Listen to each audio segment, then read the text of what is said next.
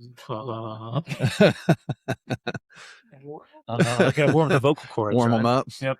Is it how now, Brown Cow? Yeah. Did you bring your hand warmer out? No, I You left them in the plugged in? kitchen. I should probably go get them, but at least I'll have them for work in the morning. But Goofy goober. I'm a goofy goober. Yeah. Nice haircut. That's You got what my that wife wedding said that- cut? Yep. Good. Yeah, ladies and gentlemen, Alex is going to his home state of Louisiana tomorrow morning for a wedding. Prayers up for his sister, Julia, getting married in, what is it called? Basilica of St. Stephen. What's the city's nickname? There's a few nicknames. Crescent City. Crescent. The Biggie. I was going to say the Crescent City. Queen City. Queen City of Charlotte. Yes. Crescent City because the way the Mississippi River goes, it's like a crescent moon around uptown and mid-city part of that. But I'm excited. I'm excited to see the Basilica Cathedral. It's going to be beautiful. Never been in there before. And Julia's healthy. Praise God. Praise God. Praise God. Excited to see what the whirlwind is like Saturday morning. It's going to be awesome. And we're the car seats are moved. The van is strapped and we're ready to drive 6 hours tomorrow with the 3 kiddos. So it's going to be bumping in there. So it's a 6-hour drive, but how long will it take? It's a 5.5 hour drive. So I'm saying 6 to 6.5, somewhere in there, my friend. All right. That's ambitious. That is very That's ambitious. ambitious. We took an 8-hour drive when Dean was maybe a year and just around a year. And that 8-hour drive took forever because he lost his marbles at about Albany, Georgia on the way down to Orlando and just never recovered. You don't know anything about long car rides with boys. None. With 4 kids, right? Yeah. It's my life. Well, we're going to find out. I thought about searching, like, where's a playground, and like somewhere where they can, and just let them get 20 minutes out real quick and then go. So pull over on the rest area, bring a ball, let them run. True that. Oh, yeah. Dave and Crawl, too. Thought about that as well. That's the thing about ours. It's too early in the trip, You can't start 10 minutes in. Yeah, 10 minutes in, you got the 30-minute stop, right? Exactly. I think I might actually pull my hair out if they made me do that. Yep. You stop at Buc-ee's 10 minets into that ride, it's going to take a lot longer than 6 hours. When you walk out with the big drink. Yes, indeed. Welcome back, everybody. Season 2 continues in the garage. Feels pretty nice in here tonight. This beats summer for sure, like 1,000%. Ryan forgot his hand warmers, so they might turn icy and just crack off, but he'll recover fine. He's like I don't know what kind of animal grows their stuff back. Like lizards who grows their tails back or whatever. They'll just grow all your fingers back. You're doing too much. I am doing too much. You'll probably have to edit that out, but it's fine. Anyway, you should talk, so I'll shut up. Thanks, Alex. I appreciate it. Guys, as we always tell you guys, we're super happy to be back in the garage, continuing on this season and just having these awesome conversations. We are super, super excited to have a dear, dear friend and fellow parishioner here, Dan Whatley, and we're going to let him speak for himself and tell his own story here. But just as we get started for this episode, y'all, don't forget, go to our website, CatholicDadPod.com. You can support us, buy a t-shirt, comfort color t-shirts, super cool looking. And I know I've already got an oil stain on mine, so I might just have to get a second color. But and don't forget the link in our bio or in the show notes here, guys. Word on Fire. We are proud to be an affiliate. They have some amazing, amazing stuff. My son loves it. My wife loves it. I love it. So does Alex and all of his family members. So all these links are provided for you in the show notes, but go ahead and support us any way you can. But regardless, we'll take some prayers too. All right. Mr. Whatley. Okay. I'm proud to have you here. First time ever coming over, I believe. It is. Yep. It is. Glad to be here. We've known your family for years, and so let's do this. Let's go ahead and tell the people who you are. Okay. Where you came from. Take as long as you want. Don't leave out any details. Of course, tell us how you met your fantastic wife and started that amazing family of yours, and we'll go from there, brother. Okay. Sounds good. So I'm from Hartselle, Alabama, North Alabama. And that's what I call home. It's where I was born. But I was growing up, my dad's job, we moved kind of up and down the East Coast a little bit. He's in manufacturing, so every promotion came with a relocation. So we spent about 4 years in Hickory, North Carolina, and then we spent 6 years in Waterville, Maine, before we came back to Hartsville, Alabama, when I was a ninth grader, and um, raised in the Catholic Church from day one. My mom has been Catholic her life. My dad converted right before they got married, and it's been part of my life from day one. Finished high school and went to Mississippi State University. Knew I was interested in engineering, and I was really interested in Auburn, and I was really interested in Mississippi State, and State came through with some really awesome scholarships. And so, and if you haven't been to Starkville before, it's a place that you can fall in love with really, really quick. So met my now wife when we were freshmen in a introduction to civil engineering class back in the year 2000. So we have been together for 25 years, married for 21 of them.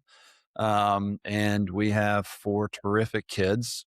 My oldest is a 19-year-old college freshman boy, and I've got a son that's 16. He's a high school junior. My daughter is she's 13 and in the 7th grade. And then I've got a 9-year-old son who's in the 4th grade at St. Michael Catholic School. Plenty of things to fill in the gaps, but that's a pretty good view of me. And what do you do nowadays, my friend? So I have the privilege of working in the facilities operations unit. I get to lead the facilities operations group at Auburn University. So what that means is basically any of the frontline work, whether it's maintenance, landscaping, custodial, utilities and energy, high voltage electrical, all of the people that make Auburn run are part of the team that I get to work with every day. It's a new and interesting challenge every single day. It's a great job, great place to work. Correct me if I'm wrong. You put out a lot of fires. That just sounds like a job where, even on your best days, you're putting out some fires. Literally and figuratively. Oh, gosh. Yeah, that's a lot. The interesting thing that we dealt with over the break was a golf cart that literally caught on fire. Why not? Why not? Why not? Merry Christmas, folks. Okay. I have had the privilege of indirectly knowing the Whatley family just through teaching and coaching for many years. I did coach football with your oldest on our team in his 9th grade year. And I did actually teach your second youngest for a few years at the elementary school level. So I've always had a lot of respect for the Whatley family, and I can't wait to dive deeper into your story, but we got to do first impressions, right? So I'll go ahead and go first because this is really not super climactic here. You go to church, you see the Whatleys, you know what they stand for, you know what kind of people they are. So from afar, I always had respect for you, your wife, and your family, just for being that strong Catholic presence. And then getting to know you guys, as our listeners may be used to by now, as I met Dan and his wife and got to know them more personally at marriage and family meetings. Right. My wife had already had the pleasure to get to know you guys through teaching and meet the teacher and you name it. But, I didn't even say that. My wife taught your youngest. Yeah. So there's a lot of ties here, but marriage and family, I still hang on to some of the things that you and your wife had spoken on during some of those meetings. I really hang on to the it's not a competition stuff that you guys talked about.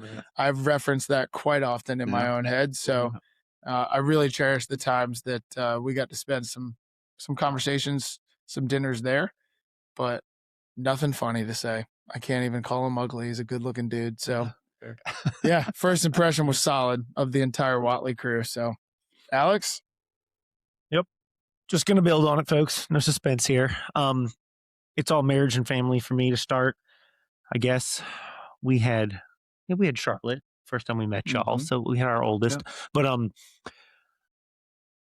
Whatley family's busy, you guys, by the way. They're really busy. And so I think we probably got to see y'all at what 3 or 4 meetings, maybe something about like that Not a over the whole time. lot. Not a whole lot, but Mhm. but very quickly realized, y'all will laugh at me, I'm sure, but these just seem like very pleasant, nice people. You guys seemed like, I remember you were like post work, like you had a coat on, you were looking nice. And I remember thinking like, all right, these people seem mature, like they're a few steps ahead of me. I need to not say anything dumb in our discussions, essentially. But I remember thinking the way they talked about their family, love was very evident in your family. Yeah. Love was very evident in your family. You all seemed to like each other and obviously loved each other. And you emanated that wonderful Christian joy that is so beautiful to see. I appreciate that. Absolutely. I'm very lucky in that I got to marry my best friend. And that today Amy's my best friend. I couldn't imagine doing life without her. So I'm glad that love shows through because it is deep and sincere. I know it. You can find some good stuff in Starkville, Mississippi. There you go. Yeah, I've never right. been. I don't want to run down Starkville, but How do you feel about cowbells? Oh, I can't stand them, actually. They bring them to the high school games, and it's just like, it clangs and bangs, and I just want to get away from it. But I've heard Oxford's pretty nice on game days. It is nice. Is it better at Starkville? Of course it is. because that's my alma mater. But yeah, Oxford's nice. I won't run Oxford down. That's good. They had a good year this year. They did. Yeah, not can't find it was decent. Yeah, average. Yeah, not as good as Auburn. No.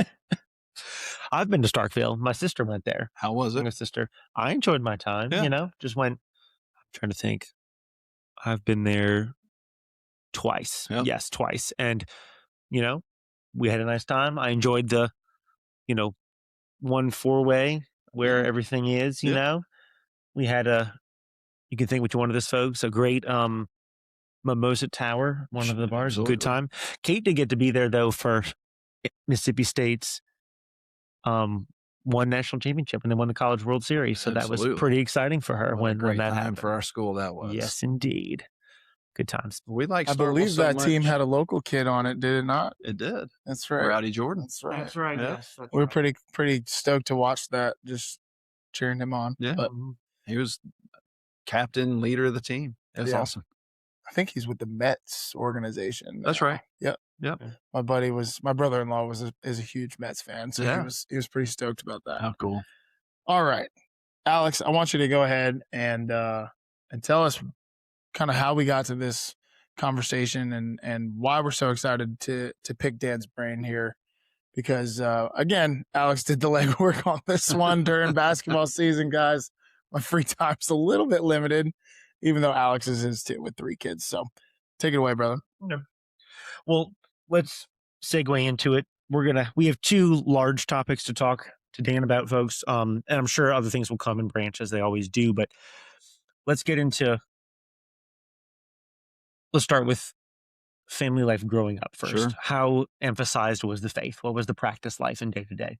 So I think it's grown a lot as Amy and I have grown in our relationship and as the kids have gotten older. So, when Will was born and we were living in Birmingham, we went to church, he was baptized. It was a part of our life. It was important, but not like, I wouldn't say it's like it is for us today. And we've grown, we've matured in our faith, and the way we portray it to our kids, the way Jacob has received the way we portray the faith is very different from the way Will did. Mm-hmm. I mean, they're separated by 10 years.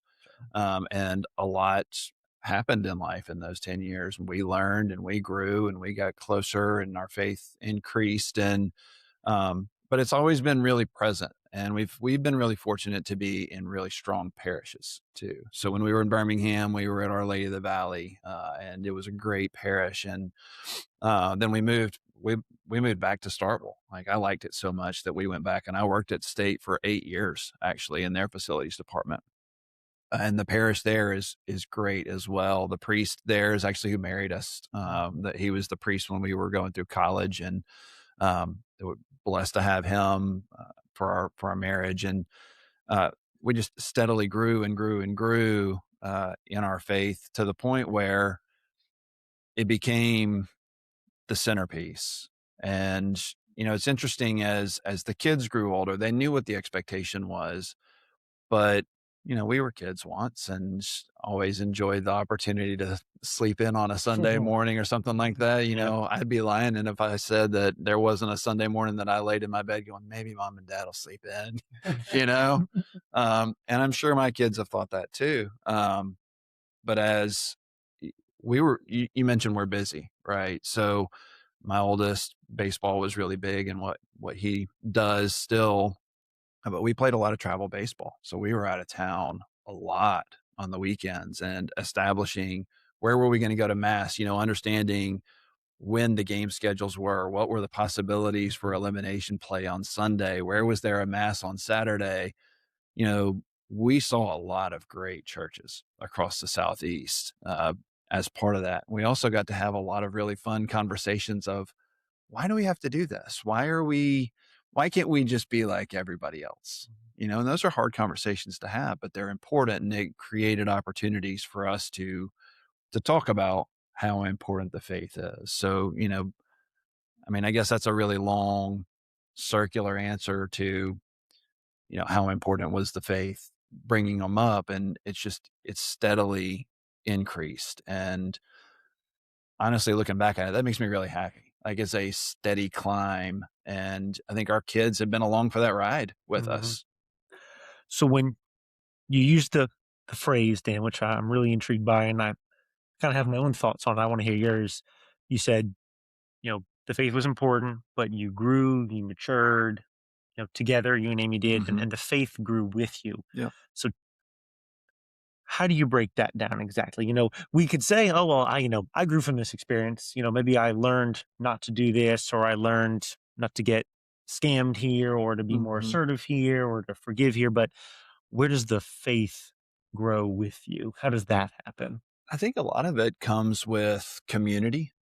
The more we invested into the community that we were in, our parishes, the more we gave back, the more we connected with the families that we were part of, religious education. Amy's been a religious ed teacher at St. Michael's for years. I think maybe last year was the first year she hasn't done it in a long time.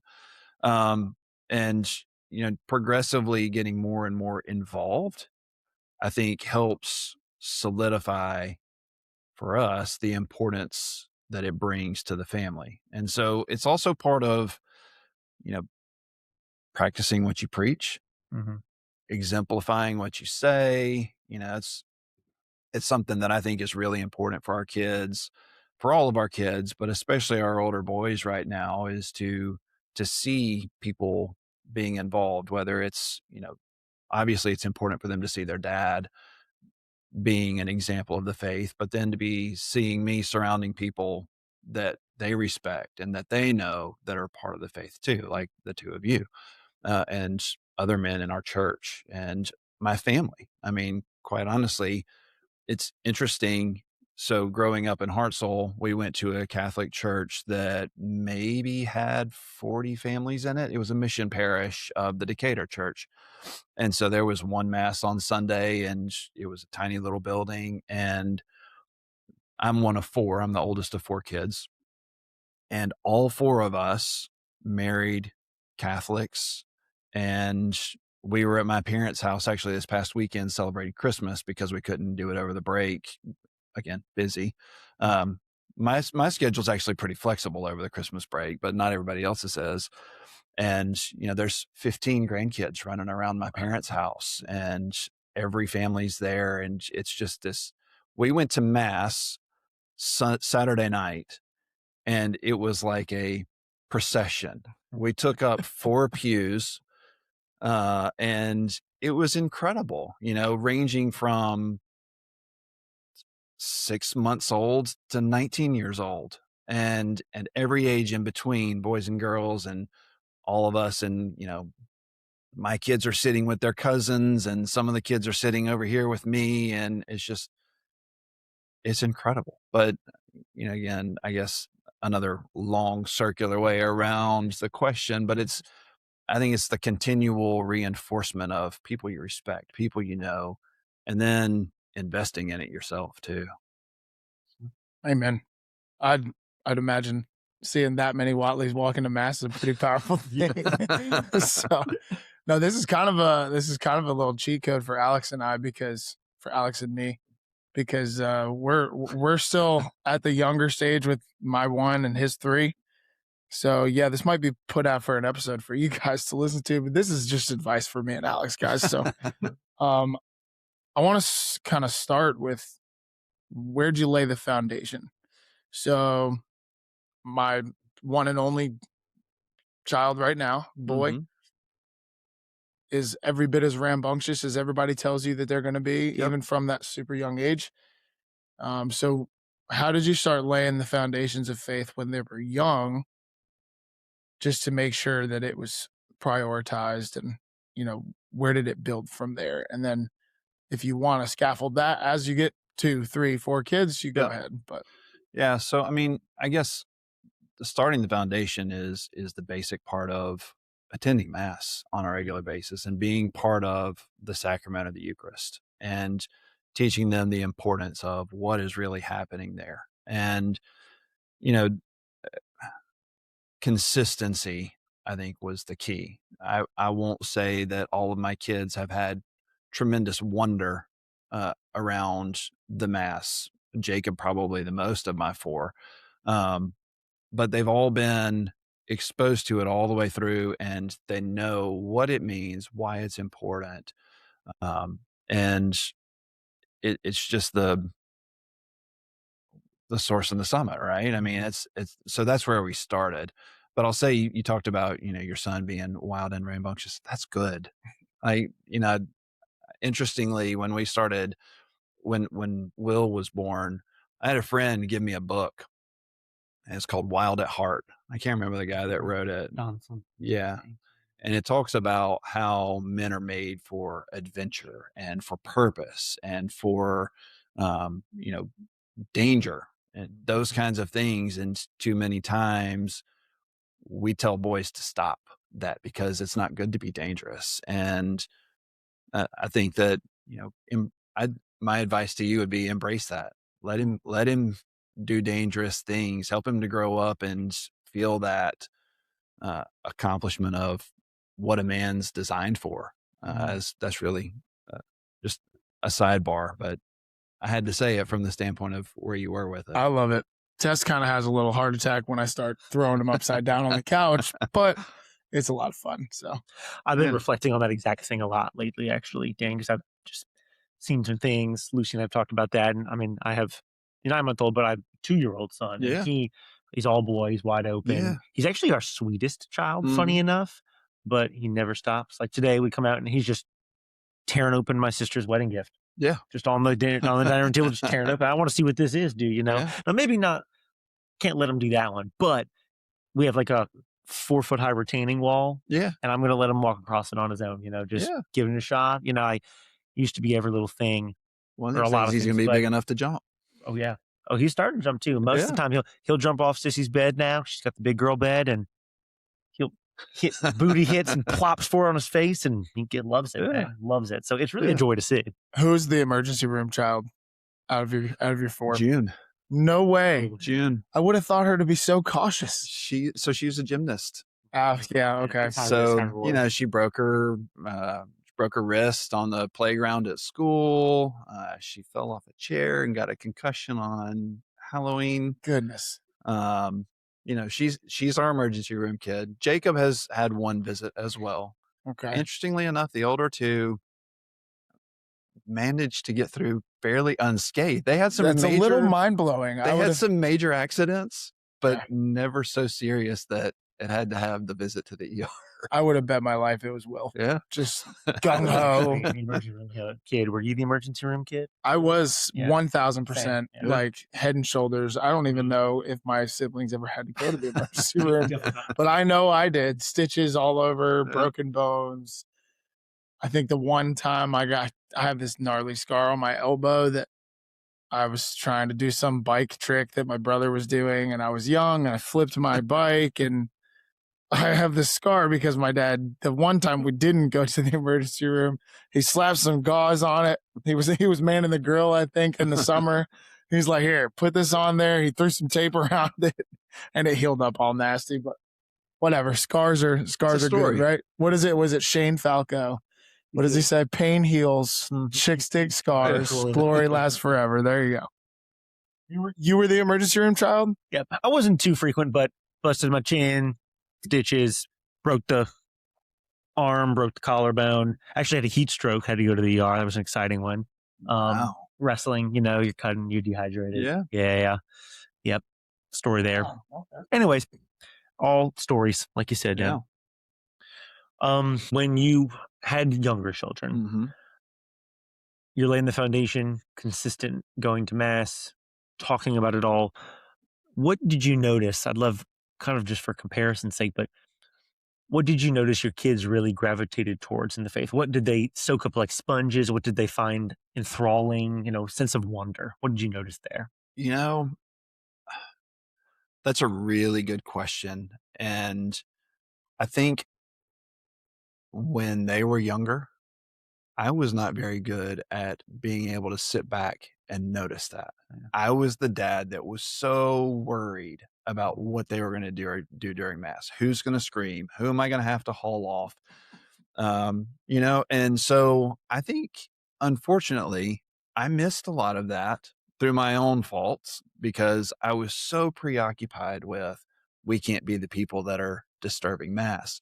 I can't tell you how many times I could see it coming and I'd snatch one of them up with one hand and start, motoring to the back. And I'm convinced that's why I have back issues today. It's like I would just totally grab one, no thought to, is this going to hurt? Is this going to be good? It's just, how fast can I get to the back of the church so that we don't screw things up? And, I think if I had the opportunity to sit back and say, I wish I would have done something a little bit differently with that, is that I would have just relaxed a little bit.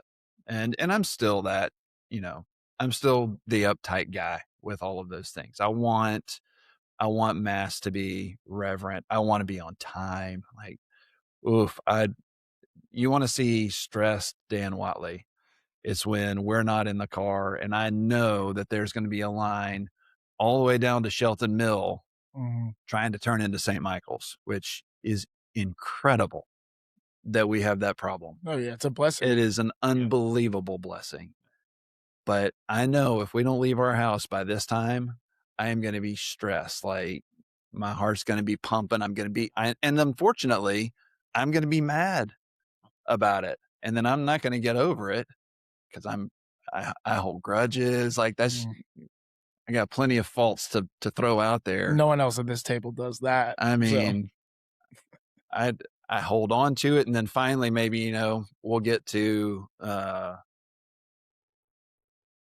maybe the offertory. I'm back to a spot where like, man, I was a total jerk. Yep. And I shouldn't have done that. I'm going to try not to do that again. And then the next Sunday or that we're running late. I mean, it's right back there again. But that's kind of where I was when they were little, because at that point, the first three, Jacob was a little bit of a gap. So I've got a 2-year gap, a 3-year gap, and a 4-year gap between the 4 of them.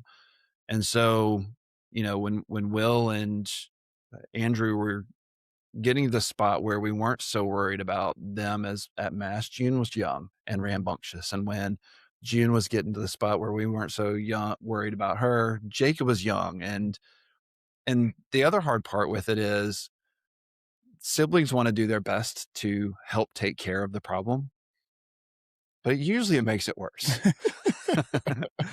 And again, for the uptight dad, that doesn't go well. That flies all over me. Like, hey, that Jacob's going to be acting up in mass because he's 2 and 2-year-olds do that. Don't sit by him. Like, how about you let me and mom sit by him so you're not laughing during mass?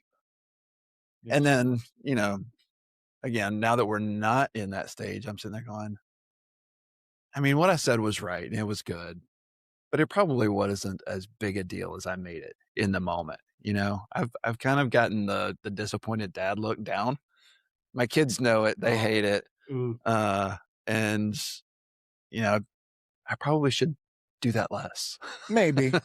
I always recognize that look more than really the only place I can remember more the angry dad look was at a sporting event. Like if I was in foul trouble in a basketball game, Yeah. I was getting a look from my dad from center court, Yeah. like, you better shape up. But I think you have a really cool perspective though, and I love that Alex just asked that question. Having the age gaps between them, like, did you realize, like, with June and Jacob, that you had kind of been preoccupied with the, behavior and mass and things like that? Was it something that was able to be reflected on and then maybe tweaked and changed here and there for kids later down the road? I think I was probably better at understanding it. I Mhm. was not better at changing it. Gotcha. Unfortunately, Pretty relatable, I think. I get Very. right up in there and I'm just like, I mean, even today, like if they're having a little side conversation, it could be about the homily. I'm like, hey, we don't talk during mass, but I'm talking when I do it. Like, it's like one of those, like, look in the mirror, right? So I have to say, like, I always kind of think you come off as like a really chill. good. Yeah. Like you keep saying uptight. I'm like, I'm sure every Whatley child would argue with me here, but I think you're chill, laid back. So we're going to have to cut that and we'll send that to a text to Will and see what he says. That's it. We can make it. We're gonna have comments like crazy for Yeah. everybody.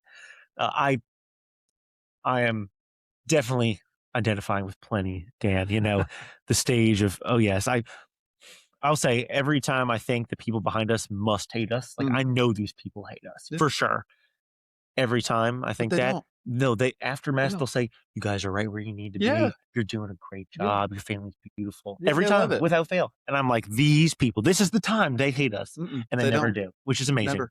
And anybody who's a parent, I mean, if anybody was like that in front of me, I would be like, they're doing it. I understand, So I just need to accept it. I'm getting better at it. Definitely what you said about don't try to fix it, Charlotte, because amen. It's so good though. It's so true. A little bit of planning on the front end can avoid a whole lot of it. Yep. But yeah, being late, anxiety number one for Alex Burch too. I hear you there. Gosh. 100%. Get me anxious. Be late. Yep. So one of the reasons that I'm always so uptight about being late too is I got 6 people to fit in a pew. And we're not small people. I mean, you look at my older 2 boys, they're big fellas. How tall are you? Really tall? I'm tall. And so trying to make sure that we get there and don't have to go 3 and 3 or 4 and 2 or something like that, talking about how mass together as a family is important and unifying and all that. And then you get there and you're late and just, you got to figure it out at that point. That, anxiety level through the roof for me. I think you make a great point, Dan. I mean, that's just really practical thinking and advice. It's logistics like we all have to do every day of our lives, but mass is the summit of the week. It is important and you want to do it together. I think we've had to divide our family. I mean, I think back to growing up maybe 2 to 3 times and it feels very unnatural. Like if I'm sitting in mass, I'm looking at the back of my mom and sister's head, I'm like, off put by it for sure. It's odd. It is odd. Yes, I agree. All right. So younger kids, I love what you said about taking time to notice the wonder and what they found intriguing. I just think that was an awesome tangent advice, whatever you want to call it. It was really good. So thank you for sharing that. What Ryan and I really wanted to emphasize this episode and get in with Dan about mostly was teenagers. Ryan and I have young kids. We're 4 or 5 steps behind him. And he and his wife have a little more experience than us, just time and years. So I guess we'll start here. Certainly it was the 2 boys first. Yep. Now you have your daughter's 13. She right? just turned 13. Just turned 13. So we've got 3 out of 4 in the years. 3 teens. Yes. There's a lot of talk today about, the world. Yep. The atheism of the world, the paganism of the world, the wide path, not the narrow one that it tries to bring you on for sure. Yeah. So I guess, what do you notice about the world through your kids? Things that are challenging? What anything you want to elaborate on that has been a challenge for your family? Obviously, you can go as deep or as little as you want to. We're not trying to pry into your business by any Sure. means, but what have you noticed? What have been some instances? I mean, you're right. The world is certainly the concern, right? Because we know what's important. We know what the truth is. We know where we're trying to go, but not everybody in the world is on that same train. And we're not all unified in where we're trying to go. And Amy and I were talking about this actually the other night. There is the ability to share information instantaneously, whether it's true or not, whether it's helpful or not, whether it's or hurtful or not. It happens with the snap of a finger. And so, you know, we talk about why in the world today, why is there so much tension? Why is there so much division? Why is the internet the breeding ground of all arguments? Uh, it's unfortunate that it's that, because it doesn't have to be. There's wonderful things on the internet. Your podcast comes through the internet, like this, and so many blessings that come to people through good messages. And so one of the things that we try to do with the kids is to consistently talk about what they're experiencing. So, it's one of those things where a phone is almost a necessary evil at this point, Sure. especially for teenagers, and not just for communicating with friends or anything else, but honestly, and Ryan, you probably see this some in the schools. Teachers and coaches expect kids to have it because that's a way for them to communicate. And we have fought against different messaging apps and different social media things, and some of them we've won with our kids. We've never really tried to buck the system when it comes to the school or a coach or somebody else, because we've never felt like it's been a compromising deal. But it's not easy to say, just don't give them the phone, because there are so many expectations around, this is how I'm communicating with your child. And that's not all bad, but having conversations around what is the purpose of the phone? What are the good things that the phone brings? What are the dangers that the phone brings? And being real with them about it. Um, we learned a lot with the oldest, and we did things differently with the second one, and we did things differently with the third. And I'm confident that with our fourth, when he gets to the age where he needs one, that we'll do things differently with him, because things change so fast. And, you know, with Will, when our oldest, when he got a phone, we were somewhat naive. I mean, things were, he needed it for, again, for communication with some coaches, with some school things, but then messaging apps and, social media and all those things, there's this pull. And kids, especially teenagers, they want to be part of the in crowd. I know when I was a teenager, that was important to me. And I know it is to my kids too, at least to some extent. Again, the comment, why can't we just be normal? That's happens on a regular basis with us. But having good and honest conversations with them around what our expectations are, and then trying to trust them to be mature enough to do what they know that they're supposed to do, but also being smart enough to know that we got to verify. So things that we learned with that, talking about seeing the world, and as they got a little bit older, we were like, you know what? It's not great that they have access to the phone at any point during the day. So at bedtime, all the phones come to our room, and they go on a charging station, and phones charge in our room, and they're our phone. They get to use it, but it's our phone. And if there's things that are going on, or we noticed certain triggers that maybe somebody's not acting like normal, we might take a look and see if we see any activity on the phone that might be an indicator. Because how many tragic stories do you hear of kids that have had one innocent, what they think is an innocent conversation, turn into a terrible event? And There's, we feel a responsibility there. Not that we're going to go and read every single text message that our kids get every single night, because that's an invasion of privacy too. We want them to know that we trust them, and we want them to trust us. It's got to be a two-way street, but it is important for us to know and to pay attention to the way that they're behaving around all of it. It can get to a point where unknowingly, and this happens to us too, I'm sure, an hour or 2 hours has passed and they haven't moved and just scrolled or been playing a game the whole time. And honestly, 99% of it is harmless, but it's not productive. And so that's the thing that we have to fight too is, sure, what you did wasn't hurting anybody. And yep, you were watching silly YouTube videos and TikToks about cats and whatever else that are, again, not harming anybody or anything, but you're not doing anything productive. You're not growing in a physical way. You're not growing in a knowledge way, in an emotional way, in a spiritual way. Everything's got a time and a place. But we consistently say to them, the world will chew you up and spit you out if you let it.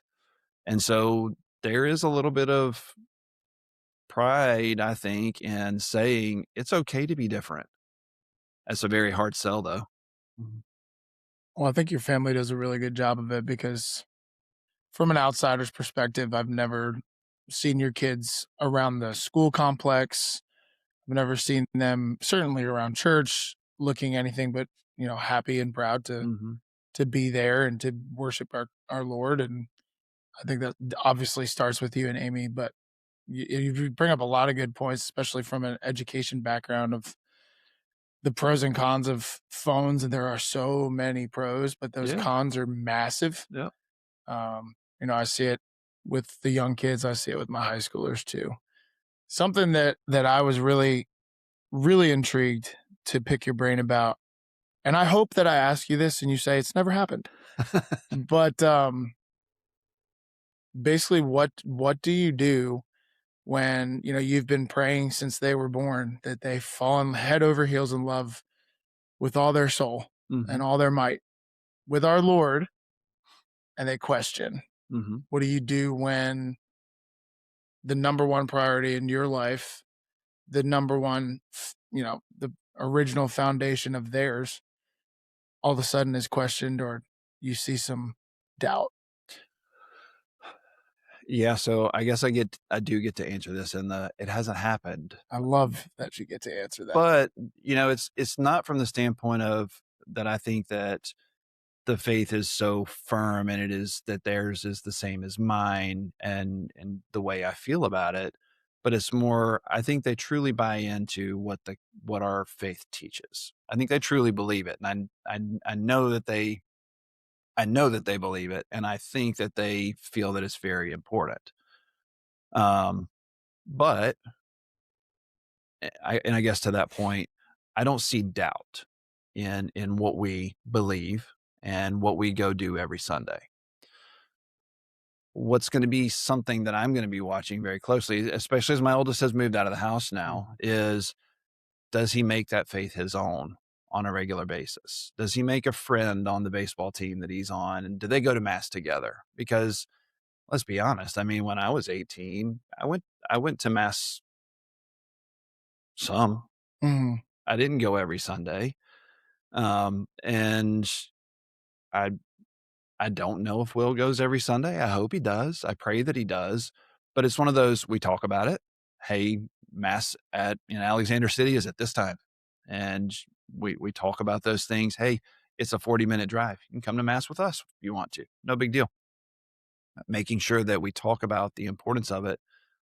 But at some point, it's got to translate for him individually, the way that it transferred for me individually and the way that it transferred for Amy individually. And thank goodness for Amy, because, we would go to Catholic Student Association stuff together. And I'm confident that if I wasn't dating her, I wouldn't have been nearly involved in that, and wouldn't have been nearly as regular attendee of mass, because I would have had other things that I was doing. And I knew it was important. but I can't say that I was perfect at practicing what I knew I should be doing. And so it's something that we'll be watching really closely with our kids and continuing to encourage. Here's the thing though, for us today, we have all of these tools to know where our kids are every minute of the day. And the temptation on a Sunday when mass is happening in Alex City to pull up my phone and look on Life 360 and say, did he go? Is incredible. I'm so tempted to do it. And honestly, I've done it one time. And there have been plenty of other times that I really wanted to, but I can't. I've come to the acceptance that I can't make him go. I can encourage. I can talk about the importance and all of those things, but he's got to be able to make those decisions on his own. And, Andrew's not too far behind. He's a junior this year, and he wants to, right now, he wants to go to Auburn and be in the marching band. And, part of me with that being part of the Auburn Catholic ministry that they have, that's an incredible ministry. Absolutely. But he would still have to make that decision on his own to go to those meetings, to go to those retreats. And they certainly have my blood in them. And I wasn't gung ho. I needed some help. So I pray as much that it'll be their own. I pray that they'll have friends that will also help build it, because it's hard to go it alone.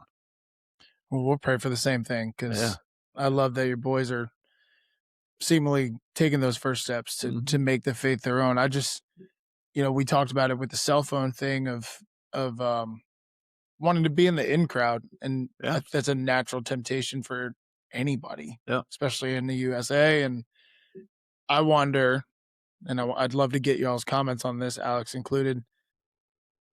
It's not always viewed to Catholicism is not always viewed as cool or popular. The music might be different. It's sure not as good or loud, or the lights and everything from a non-denom that we have quite a few around here. And yes, it's more of a social event to go to those things. They are praising, but then it's a polar contrast to what we do every Sunday. So I pray for the kids in our town growing up Catholic to truly, like you just said, own it, take pride in it, and be unashamed in it. Because I hate to say it, but I feel like they're going to get pressure socially just because they don't go to the cool church. Like they don't have the youth group that's all cool and hip, and the pastor that's exciting and young. It's like, I mean, what do you guys think? It's interesting because I came from New Orleans. Guess what everybody was? Catholic, of course. So I don't have personal experience with that at all. When you meet someone back home, you expect them to be a Catholic. And you're surprised if they aren't. To be honest, growing up, I don't think that really ever happened to me, at least not with anybody who was any kind of consistent in my life, essentially. I meet someone every now and then who maybe worked for my dad or was a friend of a friend, something like that. But certainly when I came here as an 18-year-old coming to Auburn, you kind of feel what's around you. You get the impression. I've never walked into I never walked into any other churches here in town. I never had been to any. There was never that pull. It was, I was much like you, Dan. Went sometimes, most of the time didn't. Y'all know that story. But I certainly, when my kids are in school, we'll kind of have that curious eye peeled to see, all right, they're going to be around and probably see clips on their phone or see pictures, that friends take maybe that of this is what happened. And part of me is going to be, in a funny way, probably laugh at me, but like excited to talk to them about that. I love having those conversations to begin with. I mean, we talk on a podcast, but to explain what we have in the Catholic Church and, just the awesome richness and thickness of what we have. I think it carries weight and it goes a long way. But certainly, whenever you're the minority, you might always long for something different, or Yeah. see something, and I would understand that curiosity for sure. Mhm. And I don't think, after we go to mass, if my kid wanted to go with a friend to a different church, check it out, I'd be fine with that. I'm not going to tell them no by any means, Yeah. but certainly, they'll understand, what our family does and Yeah. what's important, of course. So those are kind of my quick floating thoughts there. What are the mental gymnastics, Dan, to let go though? You mentioned being like, okay, my son has Yeah. to make his faith his own. Yeah. How do you go through that thought process to come to that kind of conclusion? It's hard. Mm-hmm. It's hard because especially for the one who has left, right? For 18 years, lived under our roof, got in the car with us. We drove him and everybody else to the location. We did it together. We participated in the mass. We received the Lord, and we would go to reconciliation services together. Um, all of it happened as a family unit. Mm-hmm. And so when a part of your family isn't there, it, a part of us is missing. And that's a beautiful thing. He's supposed to leave, but it's also kind of a tough thing to look at the pew and go, oh, we're missing one. And so, yeah, it's tempting to,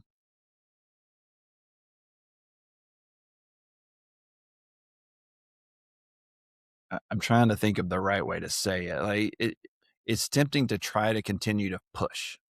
Mm-hmm. But what I'm afraid of is with boys, especially in my opinion, the harder you push a boy into something, the likelihood that they're going to push back grows. And so I'm trying really hard to nudge Mm-hmm.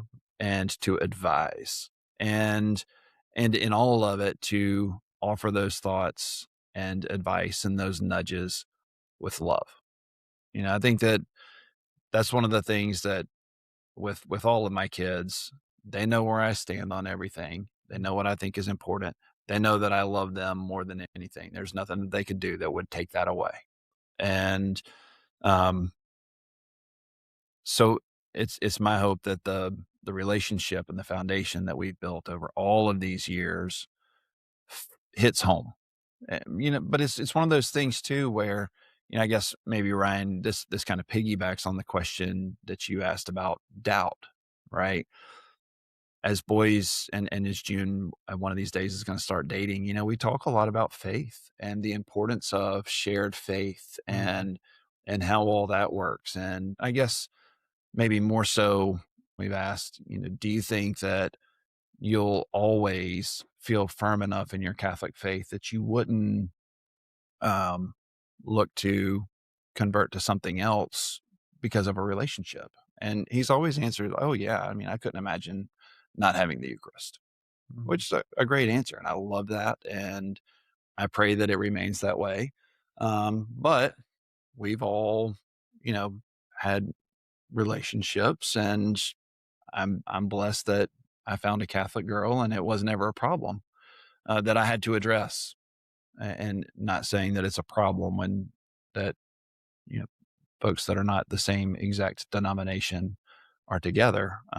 People grow together that way too and learn a lot from each other. But yeah, it's all just this continual push and understanding that I can't control all of it. Um, the end of the control is when they move out. We're going to make sure that they receive their sacraments. Andrew's getting confirmed on Saturday. It's confirmation mass for our parish is Saturday, and my brother's coming in and gonna be a sponsor, and we're going to see those sacraments through and all of that. But we're trying to prepare them for the reality of my faith can't get you there. You have to have your own. You have to be building your own, and also trying to have the grace of understanding I'm very different today in my 40s than I was when I was 18, 19, 20, or even 25 or 35. Sure. And my faith has steadily grown, and that's my prayer for my kids too. Yes, sir. I want to give you a chance to brag on your kids for a second, Yeah, if applicable. I But love doing that. good. Is there anything of late you can think of concerning any of them where you saw something they said or did or said, they thought about the faith that you thought, whoa, that was awesome, or surprised you, or was cool, anything come up late? I'm going to brag on Jacob. So he goes to the Catholic school here, and he's a super smart kid. Y'all been around him at least a little bit. The days that so Amy and I take turns taking him to school. So I'll do drop off every once in a while. And just this morning, most of the days when he's riding in the back of the truck, he's sitting in the back seat reading his Action Bible. And we're riding down the road this morning, and he says, "What book of the Bible is David's story in?" And I was sitting there, I'm thinking, I'm like, I should know this. Like, snap. I'm like, well, he asked actually, what gospel is David in? It's like, okay, I can answer that part. He's not in the Gospels. He's Old Testament. It's like, but Jake, I can't tell you for sure. I'm not sure. Hold on a second. Look it up. Okay. Samuel. Got to go find Samuel. And Chronicles. And he's like, okay. So he flips right to it. Got it. He's reading the story. And did you learn anything new about David? Yeah, I learned that he could have killed Saul and decided not to. This is on the ride to school this morning. So he's constantly exploring. And I think that part of that is because he's constantly exposed to it. Our school is such a blessing. And we've been so fortunate for him to be able to be a part of it. He's in Tessa's first class the year that they opened in first grade. So this is his fourth year there. And I love seeing it grow, the friends that he's made, the way all that has bloomed.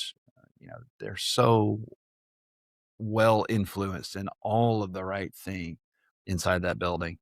And just, there's nothing that I would change about any of that. And it's one of those proud dad things of, not because anything I did, certainly. I'm not sitting there going, hey, you need to read your Bible more. And he's doing that on his own. And just really cool. I'm sure you would second this, Ryan. I mean, you taught there, but I just hear stories like that about the children who go to our school constantly, how amazingly big of a blessing St. Michael's Catholic School is to our parish. And our parish is dope. It is. Yeah. All right. Before we big pivot, I have one more thing. If you have anything, you just tell me, but I want to ask this. Put you on the spot. Exactly. Yep. Speak now. You're done, Milana. Done my tea. Nice. Okay.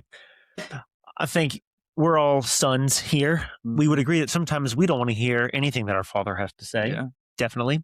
I've been a couple times you could think of, Ryan, growing up per se. Not anymore. Oh no, now it's all Bob, we love you, brother. You mentioned the importance of community and a strong parish and how strong that is. We're already seeing that in our children by far. But if there is anything you could think of or reflect on, has there been any instance, or can you speak on the importance of maybe a time where your children were frustrated, or they didn't want to hear what you or Amy had to say, or might have been rejecting the family unit a little bit, and someone else did step in, whether it was a family member or a friend, or just happened to have a moment with your child that was really productive or healing? Just the importance of having those strong, faith-filled people in your children's lives that aren't you and your wife. Yeah, I guess I can't think of any, like, just one specific, that was the minute. But I think what's really neat, especially about my family, and Amy's family for that matter too. Again, she's got a sister who's also married a Catholic man. I mean, of all of us, like, it just is very, very solid in the Catholic faith all the way through. And we're in especially in a big family setting, right? And all the kids are running around. All of us are very comfortable correcting and teaching and loving on each other's kids. And so I may be able to talk to a niece or a nephew and maybe reinforce something that mom or dad, my brother or sister might have said, or they could do the same for me. And that's really, really neat. And, I don't hesitate or wouldn't hesitate to call one of them and say, hey, this one of my kids is struggling with this, and I think it'd be great if they heard from you about it. Now, I can't say that happens regularly, or I can't even remember the last time I would have done it. Um, Honestly, more than anything, it happens when we're all together. Like, hey, tell me about what's going on with this. And, my kids are pretty open and we'll talk pretty freely, especially around family. And they're like, hey, you probably need to think about that a little bit more. And I love the good influence that happens there. Um, Inside our current parish community, I think they get great advice from the CYO leaders that they're with. Again, how incredible of a blessing it is that our kids, two of my kids are at CYO tonight, or Life Teen or Edge, or whatever they're calling it now, where they're being influenced by Auburn University college students who are on fire for their faith, love Jesus. And, I remember when I was 16, 13, and I didn't have the influence of someone who was older, cooler, out of, living on their own and telling me about all of these amazing things. And our kids constantly have these influences that are from outside of our family. Heck, Will's confirmation sponsor a couple of years back was his CYO leader, a college student. Incredible. And it's just the fact that these people invest in perfect strangers and grow into strong enough relationships that a high school junior would ask them, hey, will you come stand at the altar with me on Saturday and be with me when I receive the Holy Spirit? That's pretty cool. I never really knew the extent of the college program, and I certainly was in no position when I was in college to join any of it. Pretty much from my teenage years all the way up until later than I'm proud to admit. I was focused more on socializing and, dating and partying and you name it. Very surface level person back then, but the focus missionaries, the campus ministry stuff, the retreats they put on, the fact that you go into Frassati Chapel at any given moment and it's slap full of college students who just want to be in the presence of Christ. It's incredible. And I actually didn't even know. Oh my goodness, the line for confession.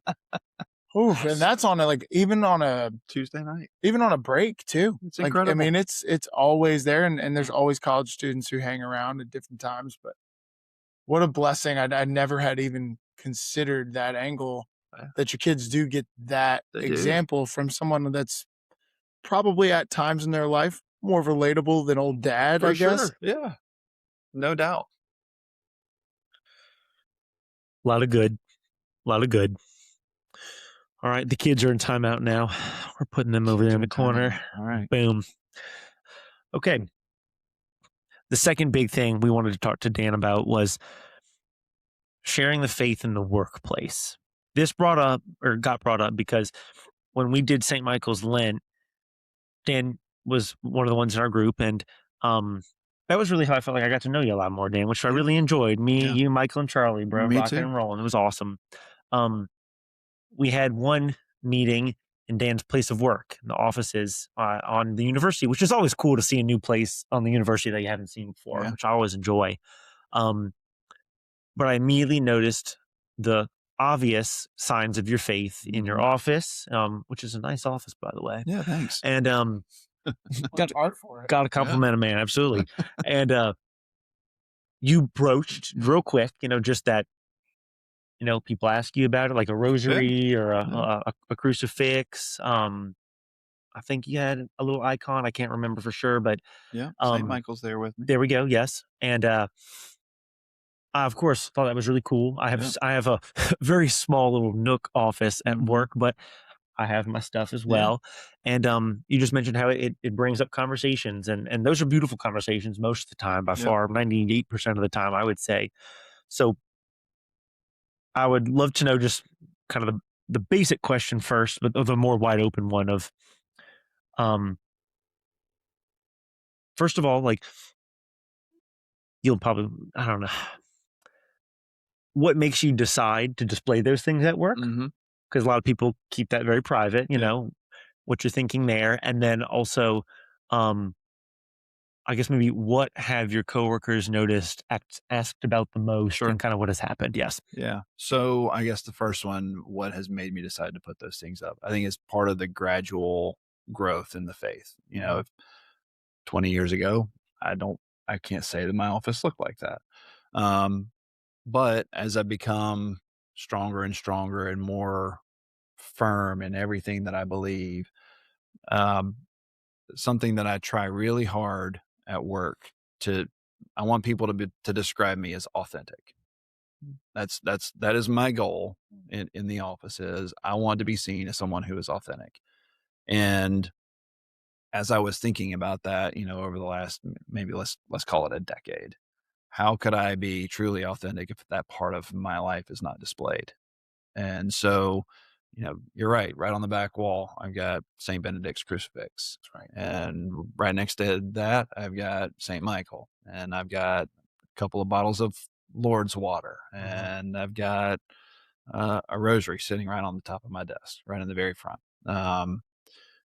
And, you know, at Auburn, we've got this great creed, right? And one of the cool things about the Auburn Creed, and I think it's a great thing, it's created in art, and the words are written in art, and it's a great message, and it's given as holiday cards, gifts.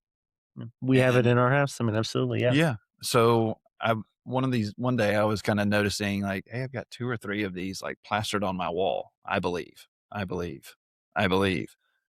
like, but that's not what I like really, really believe.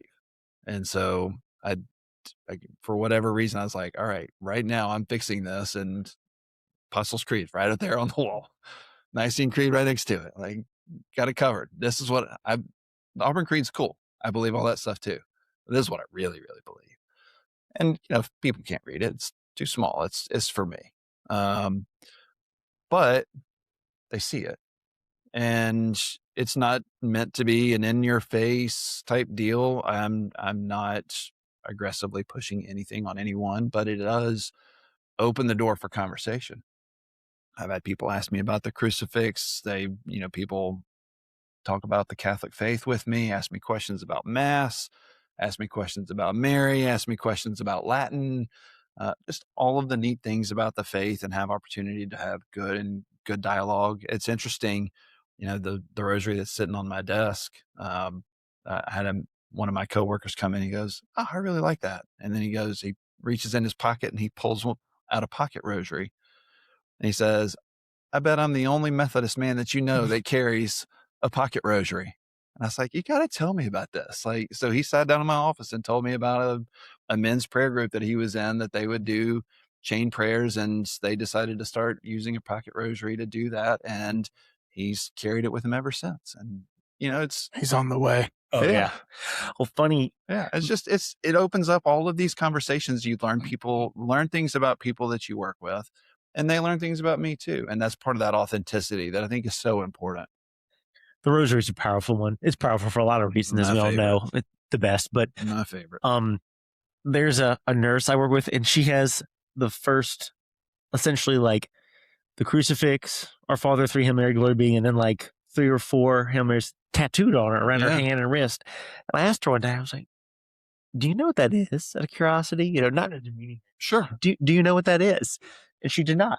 So I went to my office and pulled one off the wall, and when I was like, "This is what it is," and we talked about it for 5 minutes. And she was interested to know more, but just what a interesting way to do it, you know, for sure. Yeah.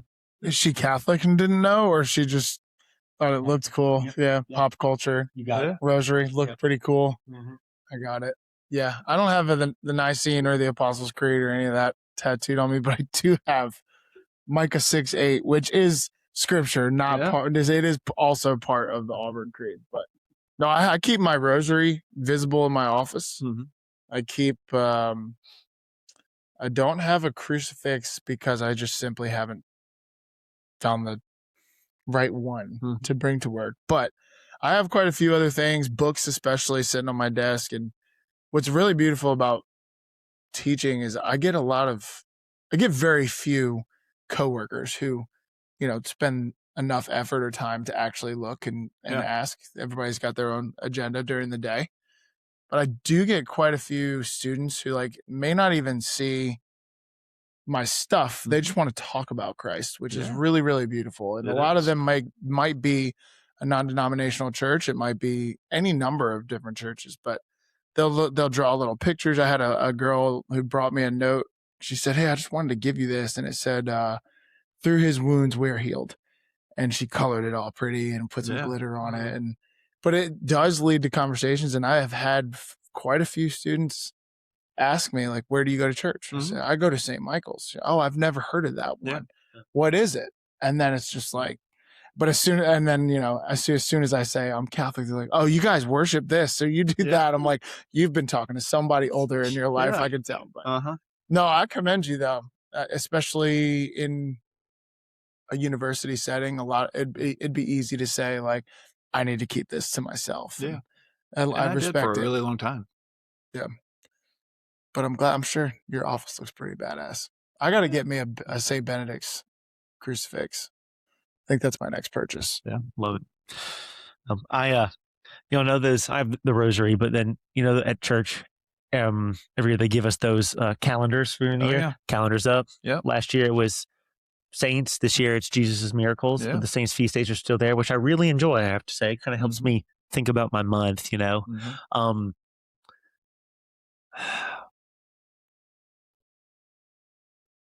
I am one of two resident Catholics where I work, and so we're the minority.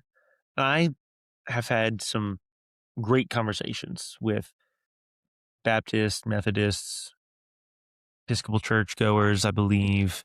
I do find, there's a lot of curiosity towards the Catholic Church, for sure. There's certainly plenty of, preconceived notions and maybe negative stereotypes per se too, for sure. Thankfully, having rapport with people you work with really helps, though, just because they're generally very amicable conversations. But it certainly is a chance to share in love of Christ and to clear up some things, which is always a good thing. The truth is always a good thing. Have you had any negative interactions at all ever? Has it all been pretty good? It has all been very positive. Wonderful. It's always just been questions and fruitful conversations. And I can't say that anybody has ever changed their mind or anything like that. But at the same time, I think that they probably heard things a little bit differently from me than they might have heard from someone else. So never, I can't say in the office that I have been challenged about any of the beliefs of our Catholic faith. And it's just been the opportunity to share. Yep. Yeah. It's really cool. Oh no, absolutely. I've definitely sparred a bit, all amicably for sure, with there's been the Eucharist, justification, sanctification, baptism, a little bit about Mary. And I feel like I've come a long way in 3 years, able to, have those conversations and know something, which is nice, for a few some things at least. But I think that's a good point you make, to change someone's worldview takes so much, and it's not something that happens overnight, but I do think it's something we can all maybe kind of rest our heads on at night, just knowing that one conversation can start a trickle effect, and it can absolutely be the beginning of someone's life changing, or they're diving into something that eventually changes their life for sure. I think that's such a beautiful part about the Catholic Church, though, is sometimes it takes just a crack in the door, and that that just sort of starts to matriculate all these other questions. Like our chiropractor, for example, is a beautiful, beautiful Christian woman. Love her. She loves our families. She's amazing. And I'm not saying she's going to convert, but I'm just saying she started with one question that turned into two, that turned into five, that turned into a thread on ChatGPT that just has no end now because she's constantly trying to dig and find out well, what do my Catholic friends believe, and why do they think this, and what about Mary, this, that, and the other. So if it doesn't lead to a single conversion to Catholicism, fine. But those conversations are probably the best part of every work day that they happen. So I had a conversation with a football player that was very similar. Just why this, why that? What does your church say about this? A ninth grade kid. Yeah. Just a super inquisitive kid that wanted to know more. So those are the best times to have those conversations, when it's just everybody's guard is down and you're just hopefully, I don't know how many crazy people you see at work, but guard should be down when you talk like that. Well, I will say, I have the opportunity to see patients every day, multiple, and many of them are strangers, who I meet for the first time. And there's some people, many of whom, probably most of whom, are not Catholic. And this really doesn't have anything to do if they're Catholic or not, but I speak to them, and the way they speak about our Lord, I know they are in love with him. Absolutely. And it is just such a joy, and what they bring to the visits, what they bring to me and my soul is beautiful. It absolutely is beautiful. And we don't touch on any kind of denominational stuff whatsoever. So just to be able to have those moments is so nice, especially if you're having a crazy tough day or something like that. Our Lord brings people together, and that's a beautiful thing. Yeah. You know what I did just realize? Dan never gave us his first impressions of us. Is there anything worth noting? Yeah. All right. First impressions. So similar to y'all, nothing groundbreaking. Sure, yeah. We'll start with Ryan because I met him first. And, anytime my kids like a teacher, I instantly like them. So, cool coach, football, June, everybody loves Coach Milana. I mean, what kid didn't, right? And so there may have been a few. Yeah. All the handshakes, bro. No, so, we got the opportunity to get to know you there, honestly, before we got to know you at church. And just because I wasn't paying attention more than anything. And so them having a great impression of you obviously puts a great impression of you on. And then to come to find out that you're attached to Tess, that just makes your stock go up because, we absolutely loved her too. That is so true. And do love her. So, you've got to be a pretty good guy in that book. So I'm trying to think. So honestly, like that might have been so long ago when I taught June. Yeah. That the reason you got to know me there, not church, was because my rear end wasn't always in the pews every Sunday. It might have been right about when I met Tess and dove back in. But I appreciate your words. That's nice. Your kids are awesome. Actually, really only got to know your second, Andrew. Andrew. I don't know him very well. Yeah. I do know the other three a little bit well. They're great kids. Yeah. And I know Tess raved every day about teaching Jacob. She had some stuff. Was it he loved lizards or something? Gosh, he's like a big outdoorsy guy. Dinosaurs, lizards, anything science. I mean, reptiles. He's all over it. He is a learner. Oh yeah. Which teachers love a learner. Yeah. Fair. And then okay, so Alex, you touched on this. The first time we met was definitely at small group, and it really came when our life really started getting really busy. And honestly, that when we met, those maybe 2 or 3 meetings were probably our last 2 or 3 meetings that we've ever been to, because Friday night turned into football games and basketball games and baseball games. And it's just, wow. Amy and I led that group for 3 or 4 years before the LaPointes graciously took it over and have done an amazing job with that group and growing it. I love, when we walk by on the way out and see all of the families in there, it's just like, this is it. This is awesome. But so back to first impression of Alex is, this is just a dude that loves people. And, I saw you walking around the room, handshakes, hugs, and just genuinely trying to connect. And I think too often people are afraid to connect. I'm very guilty of that. I'm an introvert, and I'm perfectly good at talking and having conversations, but I'm not the guy that's going to walk into the room and be like, all right, I need to know everybody that's in here. I'm going to be the guy that's going to go stand behind the serving table and say, hey, can I put some ice in your cup for you? Like, that's how I want to meet you. And that's not how I met you, because you were like, hey, I'm going to get to know you and we're going to be friends. And here we are. Amen. It's beautiful. Giving hugs. It's a great time, you guys. Yeah. Just being honest. Ryan, And I'm just chuckling because it's like every first impression of Alex is different, but the same. It's like I met him here instead of there, but it was the same. Like the hugs, the happiness, He's consistent. genuine desire to meet and love on people. It's just, you're one of a kind, Birch. I'll give you Consistent. that. No, you are consistent. got to be consistent. Man of my word and consistent. That's it. All right, folks. Thank you, Dan. I do really appreciate you both. Weekly challenge, folks. Mhm. All right. You get to pick the order. You want to go first, second, third? Yeah, I'll go first. All right. All right. So super easy challenge for any parent, dad, especially. I think it's incredibly important for a dad at the beginning and end of the day to bless his children. Mm.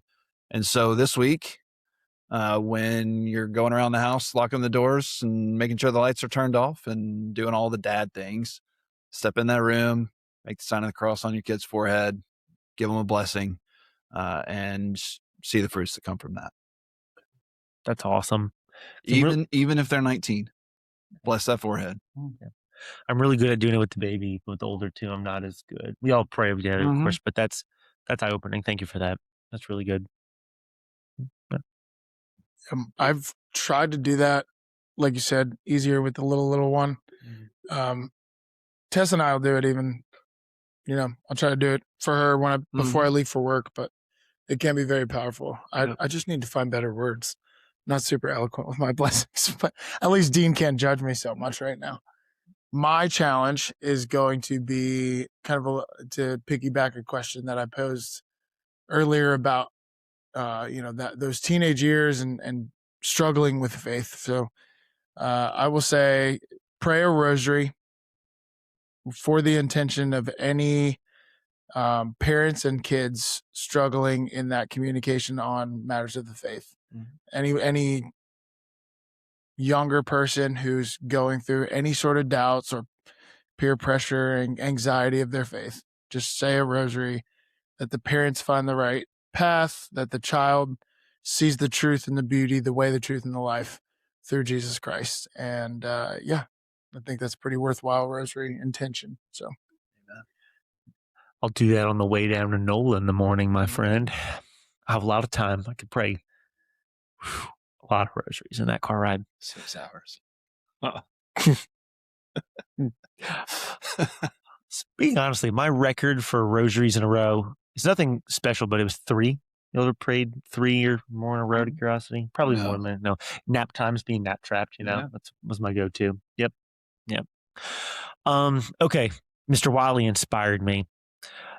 My challenge is we all have something that we get really stressed and annoyed over that we know we don't need to be stressed and annoyed over. And for the next week, you're not allowed to be stressed or annoyed over it. You have to cut it down. Just saw that tree and watch it fall. I'm thinking about mine right now. It can't be like a once a week thing. It's got to be a like most days of the week thing at least. So not just driving to mass.